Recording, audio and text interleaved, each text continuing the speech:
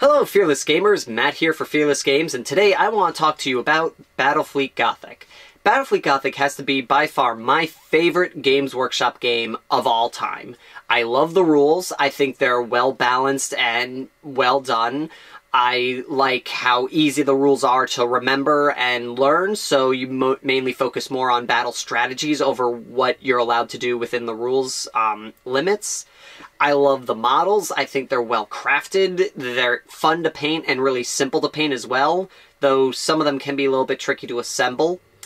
And it's fairly cheap. I think roughly you need maybe about $100, $150 to really get everything that you need to go for this stuff. And all in all, I just think it's a really well done game. And it works great in cahoots with Warhammer 40,000. Only sad part is the fact that it's kind of died out. You know, no one's really supporting it. Games Workshop is only producing the models now because some people still buy them, and they're like, oh, you know, as long as people buy the game, we'll still make the models. But they have no intention of revising it or doing anything with the game nowadays. Most of that was because it was such a small game setup that eventually everyone had what they wanted and were stopped playing the game. Or stopped buying stuff from GW, so there was no point in them to support it really anymore. And for those who don't know, Battle Fleet Gothic is Warhammer 40,000 in space. It's so, you have your Space Marines, you have your Eldar, you have your Tyranids, you have all that, and it's spaceships that are flying through space. So it's basically the craft that takes your 40k army to the planets that you're on to have your battles. And sometimes, you know, they clash with other armies in space, and they gotta take care of that. It's really fun, and I'm actually working on a system to try and get it in a campaign where it's both Battle Fleet Gothic and Warhammer 40,000. I don't know if I'll ever get it done, but it's a dream of mine to have it one day. And in general, like I said, really great game. And so, since it was pretty popular on my personal channel, I decided I'm going to go over how to play this game on the Fearless Games channel. Going to redo all my videos, this time, you know, higher quality, hopefully a little bit more clear and easier to understand than my original videos. And hopefully I'll have some more help this time around, since I've got, you know, Stark Lord, Matt, and James to help me out this time around. And before we continue, I just want to ask you guys, which rule set would you like me to use? Would you like me to use the official GW rules that are on the Specialist site, or would you like me to use the 2010 Compendium? Now, for those who aren't aware, the 2010 Compendium is something that a bunch of GW-sanctioned writers wrote up to be a new rule revision for the game. They completed some of the projects that Games Workshop started, but then just stopped producing. They added a new army. They revamped one that kinda was around, but then just stopped being used, and they brought them back. They clarified a couple of the rules. They tweaked some of the armies to make them a little bit more balanced than they were. They added a couple of extra features to some of the armies to, you know, to make sense of the fluff and everything. And just an overall gave it a massive upgrade to match up with how 40k has evolved. And I've skimmed through it right now, and it's actually pretty neat. I do like what they're doing. So, but I'm not sure if you guys want me to use that or not. So, if you want me to use the 2010 Compendium, like this video. And if I see a big, you know, large like system, like I'm not going to do one or two, but a lot of people like this video, then I'll use the 2010 Compendium. And before anyone asks, I'm not going to use the Battle Fleet Gothic revised rules, or any of the other fan-made systems. Mainly because I'm just a stickler for officiality, and Battle Fleet Gothic's rules on the Specialist site and the rulebook are the official wording, the official standing rules for BFG. The only reason I would give the Compendium a try is the sheer fact that it was written by GW-sanctioned writers and has been submitted for approval to be posted on the Specialist site to become an official revision. So that's the only reason why I would count that one. So with that all out of the way, let's talk about what you would need to get this game started. First and foremost, if you can find it, I highly doubt they're still around because it took me, it was a miracle that I found it.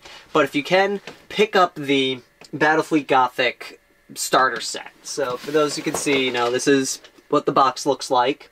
It's pretty much got everything you need for 2 people to start playing the game. And it's wonderful, you know, you got all the sets, you got the quick rules set, you got 4 and 4 ships, and you got all these tokens and dice and everything. And so if you can get it, pick it up. It's definitely worth a buy, especially if you really want to get into this game. But for those who don't, you know, because you can't really find this, so here's what you will need to play this game. First and foremost, you're going to need the rulebook. And there is a second book called Battle Fleet Gothic Armada, I believe it's called. I think it's called Armada. You can buy this off the Games Workshop website, but don't. Don't buy this. You can actually download all the rules for free from the specialist site. I'll post a link in the description to actually get all the rule set. It's basically the only reason you would buy this book is because it's got a couple of things in here. It's got some of these cool like pictures and little bit of tutorials on how to produce some terrain for the game, and it's got fluff in it. That's the only real reason you'd buy this book, is because to get the fluff. But if you're only interested really in the rules, you don't need this. You can just download. You can even download the Armada book from the resource site as well. But if you really want to, you know, it's available to order off the specialist site. So it's basically your preference. You don't need it, but if you want to buy it, you can. If not, you could just download it and get the exact same thing. The other thing you're going to need are tokens. These basically are little tokens that represent, you know, little tiny ships, fighters and bombers, torpedoes there, and explosions in space. Don't know how that works, but I'm not a science guy, so I know about, you know, some things, you know, I don't, and all that stuff, but whatever. Neither here nor there. I'm getting off topic. And the most important thing out of all of it is the bearing compass. Without this, the game becomes pretty much impossible to play. Unless you're really, really good at angles, and the other person trusts you enough that you know what you're doing. But definitely need one of these. You could, again, download all this on the Battle Fleet Gothic resource page in the specialist site. You could just buy them, download it, print it out, put it on a plastic card, and you're set. You're going to need a tape measure. The tape measure is, the biggest thing is it needs to have the centimeters markings along the sides. So any tape measure that you get from your hobby store is most likely going to have it. But if you're going to places like Walmart or Target or Home Depot or someplace like that, and you're just trying to buy the cheap chintzy tape measure, just make sure it has centimeters on it, because I did end up like getting this one tape measure from Walmart and it only had inches on it. That was not good.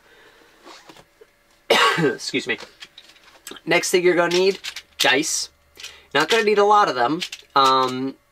The dice are basically, I think the most we ever really use at any time are like 5 or 6. One time I got up to 22, but that was a weird case scenario, and it only happened once in the entire time I've played this game. So you're probably not going to need that many dice, but, you know, just have it on hand just in case. But in general, probably like 10, 12 the most at any given time. You're going to need a fleet registry.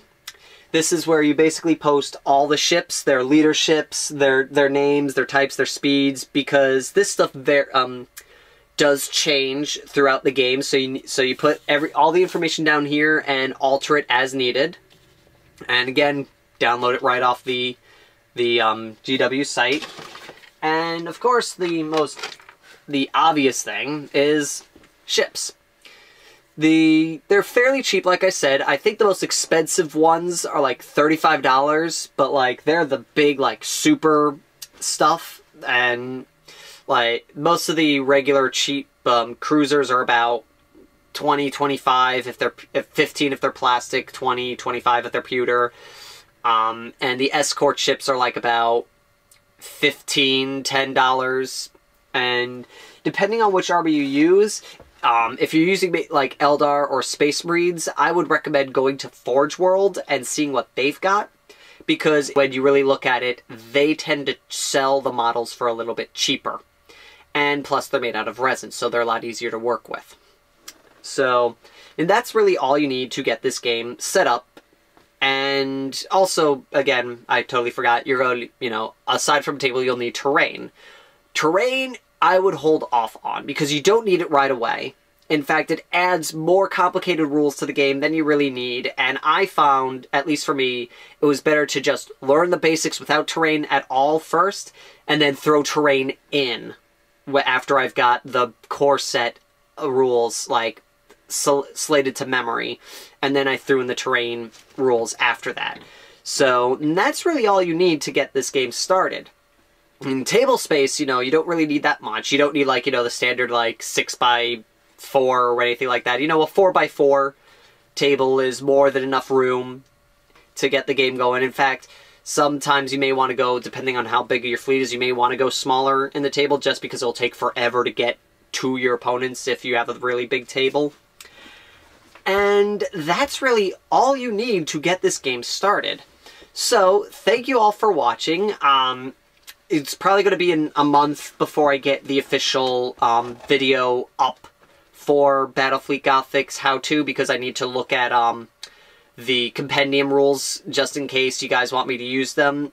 And plus also I got some other projects that I want to get done.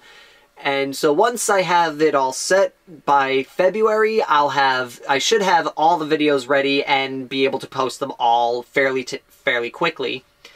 And that's it. So again, like this video if you want me to use the 2010 compendium, and subscribe to us so you can learn when these, so you get when these videos are out before everyone else, and also check out some of the other cool videos we got. So until then, take care, everybody!